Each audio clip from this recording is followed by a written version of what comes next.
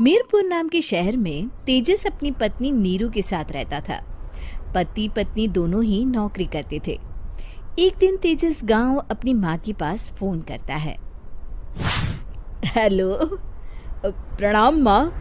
जीते रहो माँ, तुम दादी बनने वाली हो हैं? अरे वाह, ठीक है बेटा, मैं कल ही आती हूँ। जब माँ जी शहर पहुंची तो बेटे बहू ने बहुत अच्छे से स्वागत किया। लीजिए माँ जी, चाय। अरे गर्मा गर्म पकोड़े ले आओ माँ के लिए। नीरू रसोई में गई और 2 मिनट में ही पकोड़े ले आई। जी ये लीजिए। बहू जादू से बनाए हैं क्या? अभी तो रसोई में गई थी। यम्मी। माँ जी, शीला रसोई में पकोड़े तल रही है, मैं बस लेकर आई। हे भगवान, मेरा धर्म भ्रष्ट कर दिया तूने। अब तो गंगा जल से शुद्धिकरण करना होगा। दूसरे दिन, माँ जी मैंने नाश्ता बना दिया है, ऑफिस जा रही हूँ। पर अभी तो घर का सारा काम पड़ा है। शीला आती ही होगी, झाड़ू पोछा बर्तन कपड़े वो सब कर लेगी। हमारे जमाने में घर का सारा काम हम ही करते थे। जी माँ जी, आप बहुत होशियार हैं, मैं घर ऑफिस दोनों नहीं संभाल पाती। तो जरूरत क्या है घर से बाहर जाकर चाकरी करने की? वैसे भी घर का काम खुद करने से घर में बरकत आती है, समझी? पर माँ जी। पर वर कुछ नहीं, इस महीने की पगार मिले फिर ऑफिस बंद है। हाँ। रात को नीरू तेजस से कहती है, सुनिए जी, माँ जी बोल रही थी कि मैं नौकरी छोड़ दूं।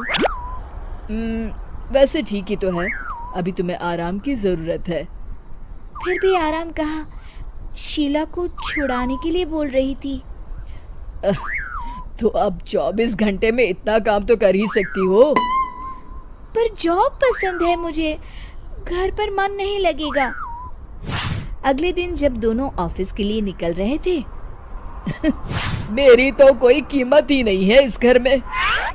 माँ जी, आजकल महंगाई बहुत है, रहन सहन भी बदल गया है, दोनों नौकरी करते हैं तभी ठीक रहता है। अच्छा, तू कहना क्या चाहती है? मेरा बेटा तुझे बिठा के खिला नहीं सकता? तू ही इस घर का खर्च चला रही है, हैं? नहीं माँ जी, मेरा वो मतलब नहीं था। मतलब खूब समझती हूँ, ये बाल धूप में सफेद नहीं किए मैंने। हाँ। अब तो ये रोज का काम हो गया था। तेजस भी रोज की झिकझिक से परेशान हो गया था। एक दिन उसने कहा, नीरू, वैसे भी तुम्हें मैटरनिटी लीव मिलने वाली है, तो अभी से ही छुट्टी ले लो। पर क्या, मेरी सैलरी अच्छी खासी है। आखिर नीरू ने रिजाइन कर दिया। जब बच्चा हुआ तो घर में सब बहुत खुश हुए। कुछ दिनों बाद तेजस फाइल देख रहा था। क्या हुआ तेजस, कुछ परेशान लग रहे हो? हाँ, वो हमारी जितनी सेविंग्स थी वो तो हॉस्पिटल में और छठी के फंक्शन में खत्म हो गई है नीरू। और अभी वैसे मंदी चल रही है तो मैं बोल रही थी कल मुन्ना को हेपेटाइटिस का टीका लगवाना है। नीरू, क्या पोस्टपोन नहीं कर सकते? नहीं जी, बिल्कुल नहीं।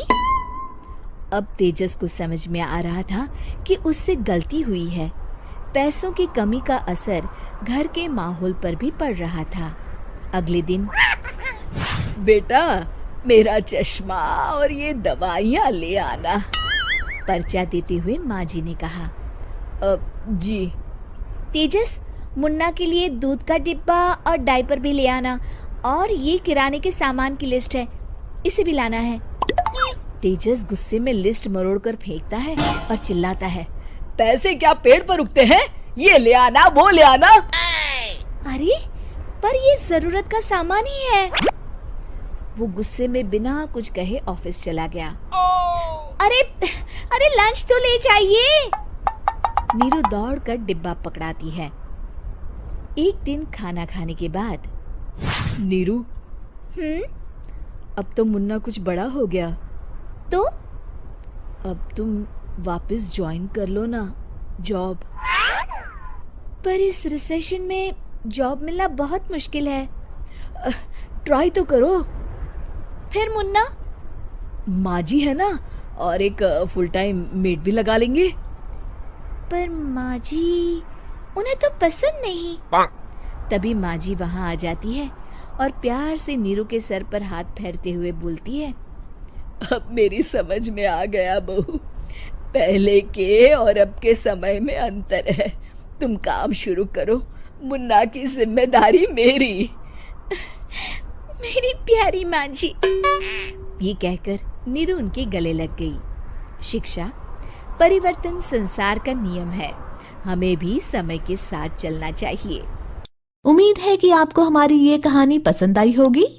कृपया हमारे चैनल को सब्सक्राइब करें और सभी अपडेट्स के लिए बेल आइकन जरूर क्लिक करें। और हाँ, वीडियो लाइक और शेयर करना मत भूलिएगा। Bye bye.